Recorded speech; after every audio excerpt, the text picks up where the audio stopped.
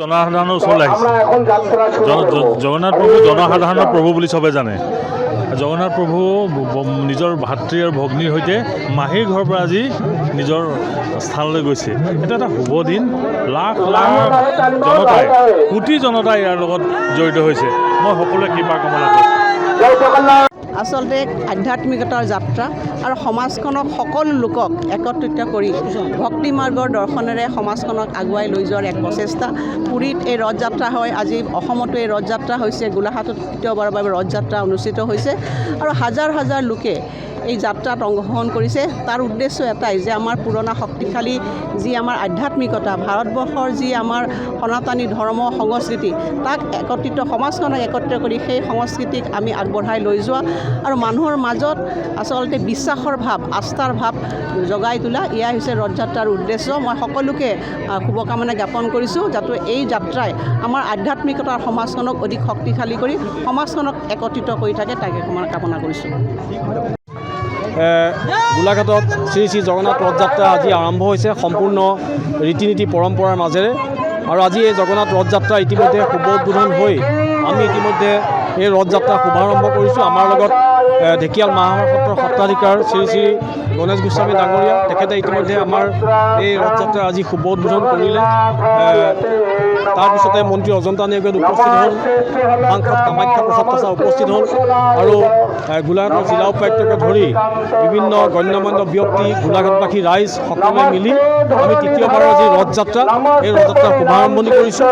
আজি 27 June, 5 July পুনৰ আমি এই পথেৰে উভতনি যাত্ৰা আৰম্ভ কৰিম আৰু 8টা দিন আজিৰে পৰা 9টা দিন সম্পূৰ্ণ বেগেলাখোৱা সুভাষ কলনী ইতিমধ্যে জগন্নাথৰ পূজা অৰ্চনা কৰি আমি সকলোকে সুভাষ কলনীৰ সেই জগন্নাথৰ পূজা অৰ্চনালৈ আমি নিমন্ত্ৰণ জনাওঁ। গোলাঘাটত শ্ৰী শ্ৰী জগন্নাথ ৰথযাত্ৰা আজি আৰম্ভ হৈছে সম্পূৰ্ণ ৰীতি নীতি পৰম্পৰাৰ মাজেৰে।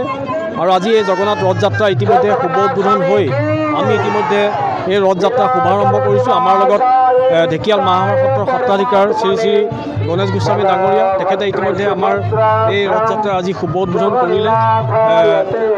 তাৰপিছতে মন্ত্ৰী অজন্তা নেওগে উপস্থিত হ'ল, সাংসদ কামাখ্যা প্ৰসাদ তাছা উপস্থিত হ'ল আৰু গোলাঘাটৰ জিলা উপায়ুক্তকে ধৰি বিভিন্ন গণ্যমান্য ব্যক্তি, গোলাঘাটবাসী ৰাইজ সকলোৱে মিলি আমি তৃতীয়বাৰৰ যি ৰথযাত্ৰা, এই ৰথযাত্ৰাৰ শুভাৰম্ভণি কৰিছোঁ।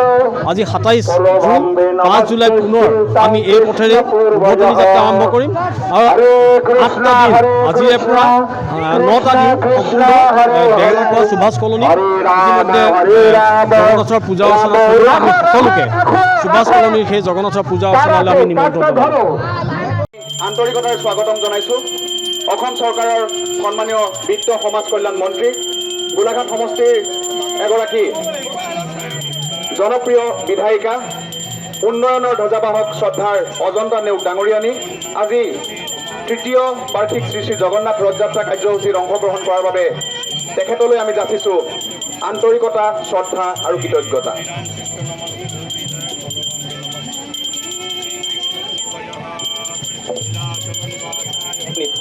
পৰমাত্মনে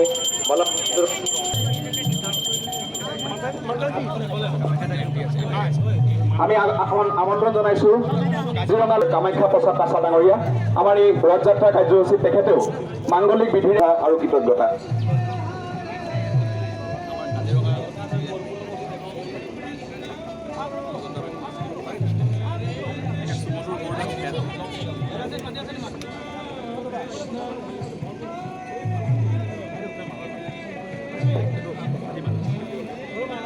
আমি শ্ৰদ্ধাৰ কামাখ্যা প্ৰসাদ তাছা ডাঙৰীয়া, আমি দেখিছোঁ যে পুৰীত ৰথযাত্ৰা এই অনুষ্ঠান হয় অতি সুন্দৰভাৱে, লক্ষ লক্ষ ভক্তসকলে তাত অংশগ্ৰহণ কৰে আৰু পিছত এই অনুষ্ঠানটো গোটেই ভাৰতবৰ্ষৰ বিভিন্ন ৰাজ্যবিলাকত সম্প্ৰসাৰিত হৈছে আৰু আমাৰ অসমতো কেইবাখনো জিলাত অতি সুন্দৰভাৱে আহাৰ মাহৰ শুক্লপক্ষৰ দ্বিতীয়টো তিথিত তেওঁলোকে ৰথযাত্ৰা আৰম্ভ কৰে আৰু এই ৰথযাত্ৰাত আমি দেখিছোঁ যে ইস্কনে ইয়াত তেখেতসকলেও এই ৰথযাত্ৰাত সম্প্ৰসাৰণ কৰিবৰ কাৰণে এক যথেষ্টখিনি দায়িত্ব গ্ৰহণ কৰিছে। ইয়াৰ আয়োজকসকলৰ ভক্তি মাৰ্গৰে সমাজখনক আগুৱাই লৈ যাবৰ কাৰণে যি সুন্দৰভাৱে ইয়াত প্ৰচেষ্টা গ্ৰহণ কৰা হৈছে। মই উদ্যোক্তাসকলক পুনৰবাৰ তেখেতসকলক শুভকামনা জ্ঞাপন কৰি 5,000 বছৰো অধিক শ বছৰ জোৰা এই সনাতনী সংস্কৃতি আধ্যাত্মিকতাৰ দোষ তাক আৰু শক্তিশালী কৰিবৰ কাৰণে এই ৰথযাত্ৰাৰে এক প্ৰচেষ্টা গ্ৰহণ কৰাৰ হৈছোঁ যে আজি সুন্দৰভাৱে ৰথযাত্ৰা ইয়াত আৰম্ভণি হৈছে। এই ৰথযাত্ৰা আধ্যাত্মিকতাৰ যাত্ৰা হওক আৰু এই যাত্ৰাই সমাজখনক আগবঢ়াই লৈ যাওক। আমাৰ যি 5 বছৰীয়া সনাতনী সভ্যতা সংস্কৃতি তাৰ দোলডাল বেছি শক্তিশালী হওক। ই কেৱল এক যাত্ৰাই নহয়, আধ্যাত্মিকতাৰ যাত্ৰাই নহয়, আমাৰ পুৰণা সংস্কৃতি সভ্যতা আধ্যাত্মিকতা সকলো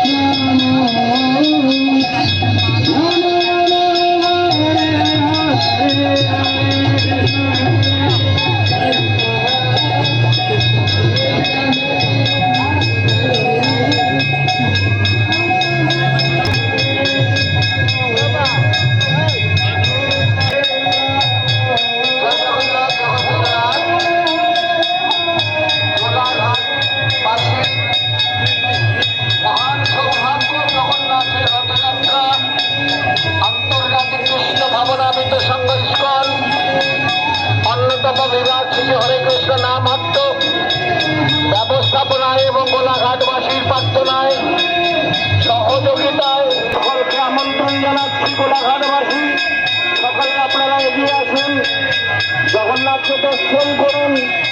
জগন্নাথ জগতের নাথ।